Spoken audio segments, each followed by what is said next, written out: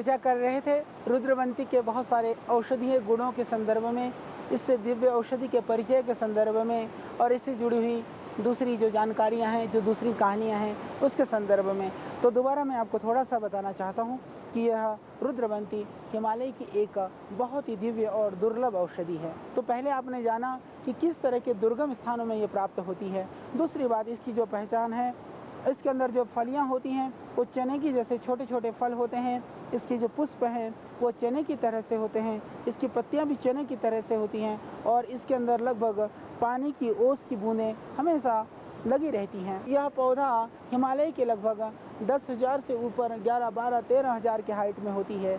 और सबसे बड़ी बात तो यह है कि हिमालय क्षेत्र में भी, विशेष करके जैसे अभी हम इस गंगोत्री के पवित्र इस भूमि में बैठे हुए हैं, तो गंगोत्री के क्षेत्र में ही यह पौधा पाया जाता है। दूसरा, जिस तरह की आयुर्वेद के ग्रंथों में जो लिखा है, अत्यंत इसके दर्शन भी दुर्लभ है। तो हमने जैसा आपको बताया कि यह पौधे को यदि आप घर में भी रखते हैं तो इससे घर का जो वातावरण है, वायुमंडल है, उसको शुद्ध कर सकते हैं और इससे आप रोगाणु और विषाणु से बच सकते हैं। तो आइए इसके जो कुछ अनुभूत प्रयोग मैंने बताया कि किस तरह से सोना बनाने के लिए भी लोग रुद्रवंती का प्रयोग करते हैं, किस तरह से पारे को बांधने के लिए भी हमारे संत महात्मा लोग, हमारे बहुत ही तपस्वी लोग इसका प्रयोग करते रहे हैं।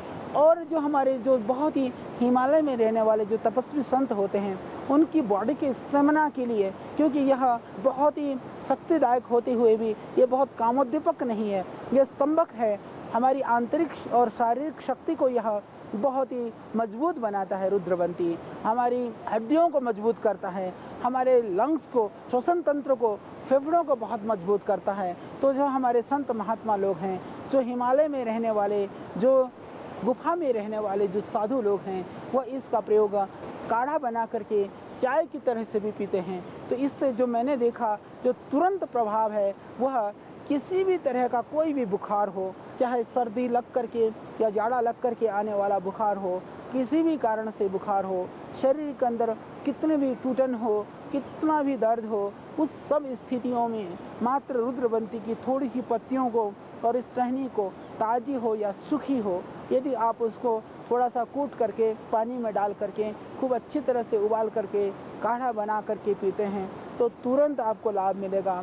तुरंत बुखार भी उतर जाता है और शारीरिक क्षमता और कमजोरी है वह तो पता भी नहीं चलता कि कितनी जल्दी दूर हो गई। किसी भी तरह का बुखार के लिए उपयुक्त और गुणकारी है। और हमने देखा कि जिनको श्वास की परेशानी है, कफ की बीमारी है, बलगम और श्वास के रोगों में भी यह रुद्रवंती बहुत ही चमत्कारी है, बहुत ही दिव्य और बहुत ही गुणकारी पौधा है। इसको 2-3 तरह से आप सेवन कर सकते हैं। एक तो रुद्रवंती क्योंकि बहुत ही दुर्लभ पौधा है, तो मैंने यह भी देखा है कि इसको सिंगल औषधि के रूप में, एकल औषधि के रूप में हम यदि रुद्रवंती का प्रयोग ना करके अपितु दूसरे वनौषधियों के साथ में इसका प्रयोग करते हैं तो भी बहुत ही लाभकारी है। जैसे आपको बुखार के लिए रुद्रवंती का प्रयोग करना है तो मैं कहता हूँ कि जो हिमालय में रहने वाले संत महात्मा वो बुखार के लिए सिर्फ रुद्रवंती का ही प्रयोग करते हैं। आप मैदानी क्षेत्र में रहते हैं, आपको बुखार का काढ़ा, गिलोय है, तुलसी है, गुलबनफसा है, मुलेठी है, इनका जो काढ़ा है हम कई बार चर्चा कर चुके हैं। उस काढ़े के अंदर आप थोड़ी सी रुद्रवंती को डाल करके उस काढ़े को आप पिएंगे तो आप देखेंगे बुखार जो दूर करने की उस काढ़े की क्षमता है वह बहुत बढ़ जाएगी, बहुत ही उससे आपको पूरा लाभ होगा। और दूसरी बात जो मैं आपको बताना चाह रहा था, श्वास के लिए, अस्थमा के लिए और खांसी के लिए, उसके लिए भी यदि आप खांसी की कोई भी औषधि है, जैसे हम लोग बनाते हैं स्वासारिक वात, स्वासारिक वात एक श्वास रोगों के लिए, कफ रोगों के लिए, एलर्जिक प्रॉब्लम्स के लिए बहुत ही कारगर और बहुत ही उत्तम और गुणकारी योग है। तो वो स्वासारिक वात के अंदर यदि आप थोड़ी सी रुद्रवंती डाल दें तो और भी चमत्कारिक और दिव्य प्रयोग गुण वह दिखाता है। तो इसमें यह जरूरी नहीं है आपको रुद्रवंती मिलेगा तो आप उसको डालें, क्योंकि यह बहुत सुगमता से मिल नहीं पाता है। तो उन सब रोगों के लिए स्वासारिक वात बहुत ही जीवनदायी और बहुत ही गुणकारी और बहुत ही लाभकारी है श्वास और खांसी के लिए।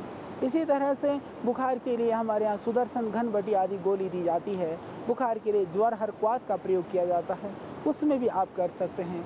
और इससे जो विशेष जो गुण देखा हमने रुद्रवंती का कि श्वास के साथ में जैसे किसी को कफ की भी शिकायत है तो कफ के रोग को दूर करने के लिए भी यह बहुत ही लाभकारी है और बहुत ही गुणकारी है। और जिन रोगियों को बहुत ही कमजोरी है, बहुत ही ज़्यादा वीकनेस है, तो शतावर और अश्वगंधा के पाउडर के साथ यदि रुद्रवंती का सेवन कराया जाता है तो उसमें रुद्रवंती के सेवन से शरीर की कमजोरी दूर होती है, शारीरिक क्षीणता दूर होती है। और जिन माताओं बहनों को स्तन पे दूध नहीं होता है, दूध को बढ़ाने के लिए भी शतावर और अश्वगंधा पाउडर के साथ में थोड़ी सी मात्रा में यदि रुद्रवंती का पाउडर ले लेती हैं तो उससे उनकी स्तनों में दूध की भी वृद्धि हो जाएगी। उसके लिए भी यह बहुत ही कारगर है, बहुत ही लाभकारी है। और सबसे बड़ी बात यह है कि जो डायबिटिक पेशेंट हैं, कई बार हाथ पैर गलने लग जाते हैं, गैंग्रीन की स्थिति आ जाती है, तो गैंग्रीन के रोगों में भी यह रुद्रवंती का काढ़ा बहुत ही गुणकारी है, बहुत ही लाभकारी है। तो रुद्रवंती का पाउडर यदि वो पानी के साथ भी पाउडर को ले लेते हैं या काढ़ा बना करके पीते हैं, उससे गैंग्रीन भरना शुरू हो जाता है।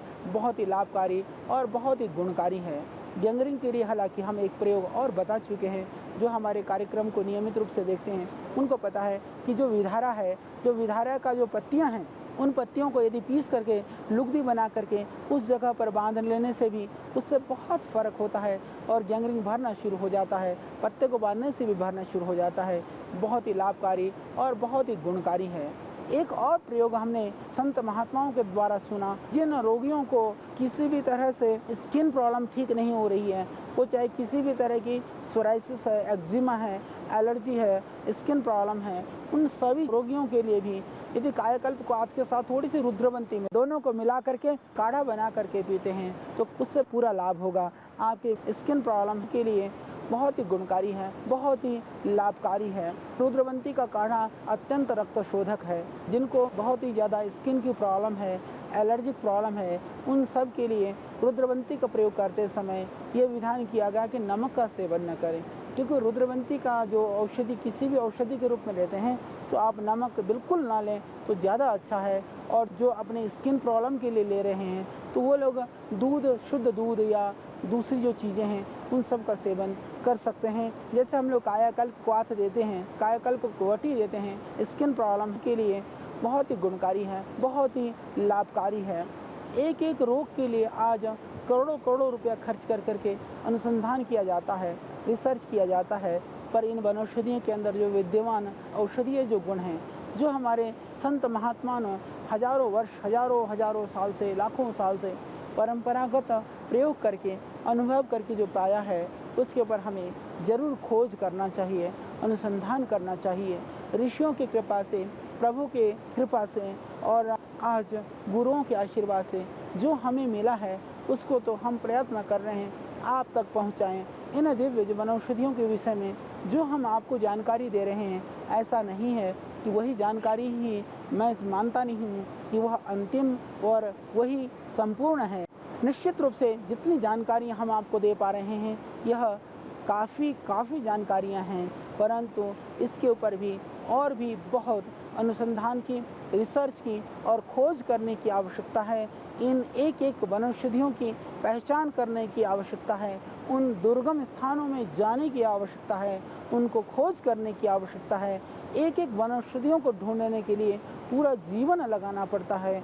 एक एक वनौषधियों के गुणों को वर्णन करने के लिए बहुत सारे शास्त्रों का और बहुत सारे संतों का सानिध्य प्राप्त करना पड़ता है। तो जो हमने जाना, जो हमने सीखा, हमने प्रयत्न किया है आप तक पहुंचाने का, जिससे कि आपका जो ज्ञान है, आपका जो नॉलेज है, आपकी जो जानकारी है, आपकी जो भी इस संदर्भ में जो नॉलेज है, हम उसको बढ़ा सकें, उसको अभिवृद्धि कर सकें, इस वनौषधीय पौधों के विषय में आपकी अभिरुचि को जागृत कर सकें। क्योंकि इस हिमालय क्षेत्र में जहाँ से आज हम इसको आपको जानकारी दे रहे हैं, हजारों संख्या में ऐसी दिव्य वनौषधियाँ हैं, ऐसी दिव्य जड़ी बूटियाँ हैं जिनका सेवन करके रोगों से बच सकते हैं, बीमारियों से बच सकते हैं। जो करोड़ों रुपया खर्च करके जो जिस स्वास्थ्य को आपने नहीं पाया, जिस बीमारी से मुक्ति आपने नहीं पाई, उन बीमारियों से आप मुक्ति पा सकते हैं। तो इसके लिए बहुत ज़रूरी है कि हम हमारी शक्ति, हमारी ऊर्जा, हमारी देश की युवाओं की शक्ति इस क्षेत्र में भी लगें, इस क्षेत्र में भी हम अनुसंधान करें। कि आने वाले दिनों में हम बताएंगे कि गंगोत्री सहित जो हिमालयी क्षेत्र हैं उन क्षेत्रों में किस तरह के दिव्य वनौषधियों की भरमार है, भरपूर मात्रा में यह उपलब्ध हैं। यदि हमने खबर न ली, हमने खोज नहीं की, तो आज ये लुप्त होने की कगार पर हैं। एक तो जानकारी के अभाव में, एक संरक्षण के अभाव में, तो इनके संरक्षण होना भी बहुत ज़रूरी है। और यदि हमने किसी वनौषधि के विषय में जाना, जड़ी बूटी के संदर्भ में जाना, तो उस संदर्भ में उसको जिस तरह से मुझे इन औषधियों से बहुत ही जो एक आत्मीय प्यार है, इन औषधियों के प्रति जब ये हमारे जीवन को देती हैं, तो आपके पास जब बेशकीमती चीज़ होती है तो कितना संभाल करके, कितना प्यार से आप उस चीज़ को रखते हैं, उसी तरह से आप इन औषधियों को भी संभालिए, इसके संरक्षण में आप सहभागी बनिए, आप अपना योगदान दीजिए, जिससे कि हमारे देश की जो समृद्धि, हमारे देश की जो समृद्ध परंपरा पुनः पूरे विश्व के अंदर, पूरे विश्व को गौरवान्वित कर सकें, हम लोग रोगों से मुक्त हो सकें और औरों को भी रोगों से मुक्त कर सकें। तो मैंने आपको बताया कि यह रुद्रवंती हिमालय की एक दुर्लभ एक औषधि है, रुदंती भी इसको हम कहते हैं। तो रक्त के शोधन में एक इसकी और बहुत विशेषता है, जो डायबिटिक पेशेंट हैं, जो शुगर के रोगी हैं, इससे शुगर भी एकदम कंट्रोल होती है। रुद्रवंती के पाउडर को यदि आप 2-3 ग्राम की मात्रा में सुबह खाली पेट प्रतिदिन सेवन करते हैं, नमक और मीठा भी बंद कर दें, तो आप देखेंगे कि आपकी जो शुगर के जो लेवल है एकदम तुरंत नॉर्मल लेवल पे आना शुरू हो जाती है। और हमने देखा कि जो डायबिटीज़ वाले जो लोग हैं उनका जो घाव नहीं भरता है, तो इससे एक घाव भी भरने लग जाता है। जिनका घाव नहीं भर रहा हो वो लोग भी इसका सेवन कर सकते हैं। और हमने देखा कि जैसे घाव में तो इसका पाउडर भी यदि बुरक दें, पाउडर को रुई के ऊपर रख कर बांध देने से भी तो घाव भरने लग जाता है। तो यह बहुत ही लाभकारी, बहुत ही चमत्कारी और बहुत ही दिव्य पौधा है, जहाँ से आप इन सारी तरह के तमाम व्याधियों से, रोगों से मुक्ति पा सकते हैं। तो ये बहुत ऊंचाई पर होने वाला, बहुत ही दुर्लभ, ऐसा कहा जाता है कि जिसका दर्शन भी दुर्लभ है, ऐसे पौधे को हमने प्रयत्न किया कि हम आपको इसका दर्शन कराएं और इसके गुणों से अवगत कराएं और इसके संदर्भ में जो प्राप्त जो जानकारियां हैं उससे हम आपको ज्ञानवान करें। और आगे संजीवनी के विषय में बहुत सारे टीवी चैनल और बहुत सारे लोग इसके खोज में लगे हुए हैं, तो उन सब से भी मैं गुजारिश और आग्रह करूंगा, उन सब का ध्यान भी इस रुद्रवंती पौधे के ऊपर ज़रूर जाए कि इस रुद्रवंती के अंदर जो विद्यमान औषधीय गुण हैं यह संजीवनी से कम नहीं है। इसके संदर्भ में कि इसमें हो सकता है कोई इसकी मिलती जुलती प्रजाति हो जो रात को चमकती भी हो, तो उसके ऊपर भी हमें खोज करना चाहिए, अनुसंधान करना चाहिए और उस ज्ञान से स्वयं सहित पूरे विश्व को ज्ञानवान बनाना चाहिए। तो आज इस गंगोत्री के पवित्र धाम से, जहाँ से गंगा का उद्गम हुआ है, गंगा ने पूरे देश को जीवन दिया है, तो यह गंगा की कल कल बहती ध्वनि हम इस सब को सुनने को मिले, इसके लिए भी हम गंगा की शुद्धि, गंगा की पवित्रता और इसके लिए भी हम सब का जो कर्तव्य है उसको हम विस्मृत न होने दें और गंगा की अविरल धारा भी हमेशा बहती रहे, यह भी हम सब का प्रयत्न होनी चाहिए। इसी तरह से यह पवित्र गंगा के इस तटों से और हिमालयी क्षेत्रों से यह जीवन देती हुई वनस्पतियाँ, वनौषधियाँ भी लुप्त न हों, इसके लिए भी हम सभी लोग प्रयत्नशील रहें, प्रयत्न करें, यह बहुत ही ज़रूरी है। तो इसके लिए भी हम लोग योजनाबद्ध ढंग से जो भी जिस भी क्षेत्र से जुड़े हुए हैं, कई लोग कहते हैं कि इन वनस्पतियों से हमारा क्या संबंध है, पर मैं एक बात कहना चाहता हूँ।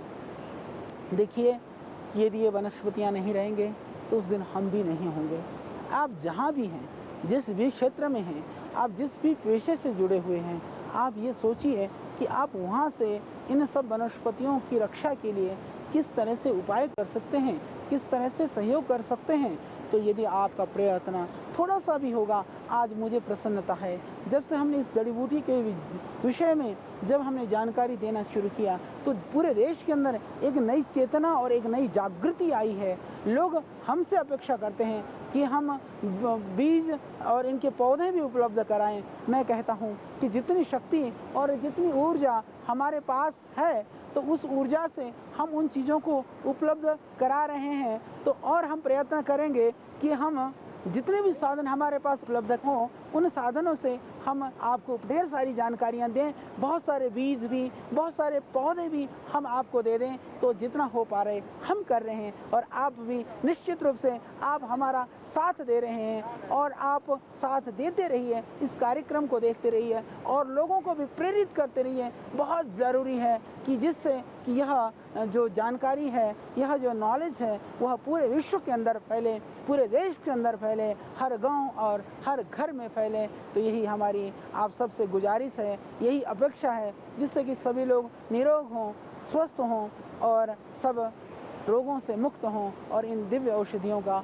हम लाभ ले सकें। तो इन्हीं संवेदनाओं को लेकर के, इन्हीं भावनाओं को लेकर के, हिमालय की कंदराओं से लेकर के, गुफाओं से लेकर के, नदी नाले और पर्वत से लेकर के सभी जगह पर हम जा रहे हैं और आपके लिए इकट्ठी कर रहे हैं ढेर सारी जानकारियाँ, ढेर सारी जड़ी बूटियों के संदर्भ में, उन पौधों के संदर्भ में, उनकी पहचान, उनका स्वरूप और उनके प्रयोग। और इसी संदर्भ में एक बात मैं और कहना चाहता हूँ कि पूरे विश्व के अंदर जो औषधीय पौधे हैं, जिनके विषय में बहुत ही कम जानकारी उपलब्ध है, उन पौधों के भी जानकारी के लिए हमारा प्रयत्न है। हम पूरे विश्व का भ्रमण करते हुए वहाँ से उन विश्व औषधीय पौधों के विषय में जानकारी इकट्ठे करते हुए हम एक वर्ल्ड हर्बल इंसाइक्लोपीडिया हम तैयार करें और जिससे कि आप सहित तमाम देश के लोगों को हम पूरी जानकारी दे सकें और अपनी भाषा में उसके प्रयोग हैं उन सब को भी हम